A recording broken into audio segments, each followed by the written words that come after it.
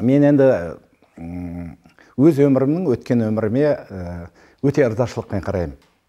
Өйткені балалық дәуірімде, студенттік өмірімде, өмірде тапқан достарым да маған ешқандай кемшіліксіз болды.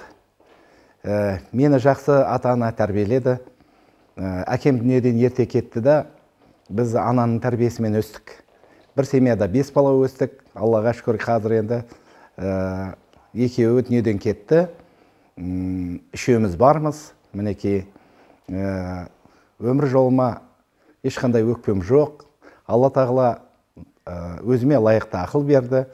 Білімім де соған соответствовать етті.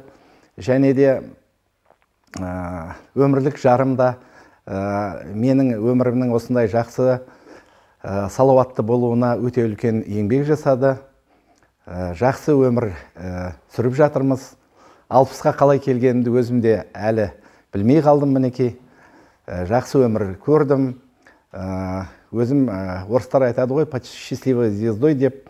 Сол айтпақшы, бір жақсы таңда, жақсы күні дүниеге келсем керек. Анамыздың тәрбиесі, анамыз да, әкеміз де жақсы бір өскен, сәулетті, дәулетті әулетте өскен бір жақсы кісілер еді. Бізге сол кісілердің қанынан тараған бір қасиеттер қалса керек. Мінекей, енді бүгінгі күні ел ортасында, ұл қыздарымның алдында, достарымның ортасында жақсы өмір сүрудемін. Кешегі совет дәуірінде де үлкен қызметтер атқардық. Одан бері келе мынау нарықтық экономика, еліміз егемендік алғалы да 15-20 жыл елге, халыққа, өзімнің отбасыма шамам келгенше жұмыстар жасадым. Енді елбасымыз да сыйсыз қалдырған жоқ, халықтың да рахметін алдым деп өзім ойлаймын. Өткен өміріме ризашылықпен қараймын, өкінішім жоқ ешқандайда. Әлі де алда көретін жақсылықтарымның бар екеніне күмәнім жоқ. 60 жас, 60 тал түс деп айтады. Ойлаймын, әлі денсаулығым жақсы, өсірген ұл қыздарым да бәрі жақсы.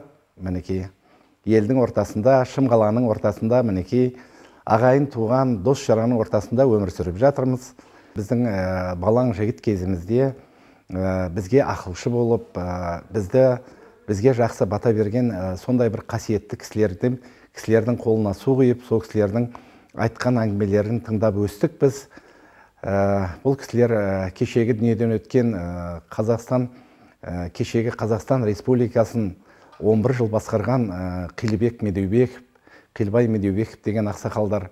Одан кейін біздің жақсы ағаларымыз елге танымалы, член ЦК болған кезінде Балтағара Оразов, Төрехан Бабаев, Ескендір Шағырбаев, сондай бір өте бір қасиетті кісілер. Мен өмірімде сол кісілермен бірге жүрген кездерімді өзім бақытты деп санаймын. Сол кісілердің кешегі постсовет дәуірі біткен кезде, еліміз егемендік алған кезде ата-бабамыздың бұрынғы ескі жолдары мен тарихын іздеп, бірінші болып сол кешегі ауыр кездерде экономикалық халықтың жағдайы, біз егемендік алып шыққан жылдары өте ауыр болғанын бәрі біледі. Сол кездерде елдің басын жайлап, ел аралап, біздің туған туыстарымыз, бұрынғы ата-бабаларымыздың өмір тарихын сол кісілер зерттеп, шамалары келгенше жазып кеткен кішкене кітап бар етін. Шежіре, бабалар жолы, біздің кешегі, біздің бабаларымыздың кешегі Әмір Темір заманында, одан бұрынғы Алтын Орда заманында, Алтын Орда кезінде, одан бергі кешегі қалмақ, одан қала берсе, мынау жоңғар соғыстарына қатысқан біздің бабаларымыздың аттары аталмай, аруақталы ескерілмей келген кісілерді, сол кісілер барынша өздерінің көзі тірісінде жинақтап жазып кеткен. Мінекей, енді біз есімізді жинап, одан бергі 30 жылда егеменді ел болғалы, сол бабалардың тарихын қайтадан қолға алып, сол осы ширек ғасырда дүниеге келген біздің ұрпақтарымызды сол кітапқа жазып, теріп, кіргізіп, қазақтың негізі тегін білмеген өмірінің алдындағы не болатынын білмейді деп айтады. Негізі біздің қазақтың ата салтымызда текті өте қатты құрметтеген. Қай тектен шыққанын, жеті атасын, жеті жұратын біздің қазақ еш уақытта ұмытпаған. Сондықтан мен осыны өзім тәуекел қылып, басшы болып алып, қасымыздағы жақсы өзіміздің ақылды оқыған ойы ұшқыр азаматтармен бірігіп, осы бір жылдан асты біз сол кітапты жазып, толықтырып болып қалдық қазір.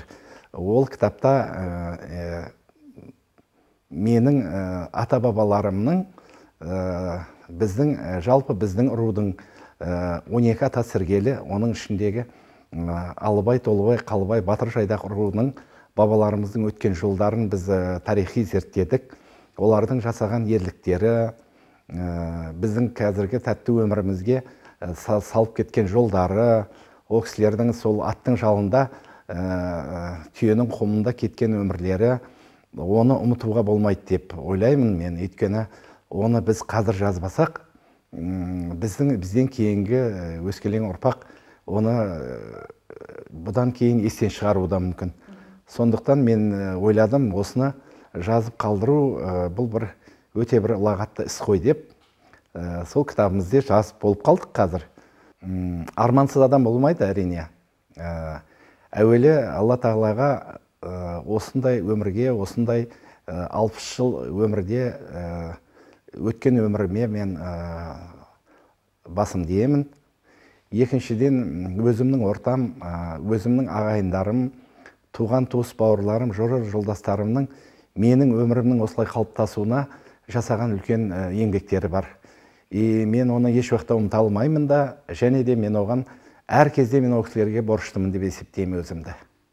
Ендігі арманым, мынау жасың 50-ден асып 60-қа келген шақта бір тауды жарып, тасты қопыратындай ондай қабілет адамнан уже саябырси бастайды екен.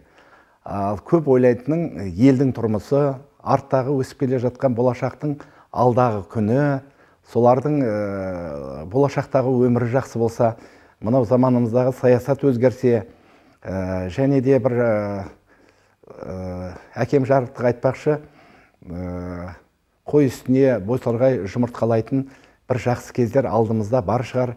Сол кездерді де көзім көрсе, осы өсіріп атқан ұл-қыздарым, немерелерімнің солардың осы шат заманда жақсы өмір сүріп, өзінің халқының тарихымен ата жолымыз қайтып оралса, қазақ қайтадан салт дәстүріне қайтып келсе, еліміз тыныш болса, біздің шекарамыз берік болса, сол айтыла беретін жағы елу елдің қатарына қосылатындай аумақты, салмақты, дүние жүзіне орны бар сондай мемлекет болса, халқым аман болса, жұртым тыныш болса, Алла Тағала осы берген бағынан ажыратпаса деп армандаймын.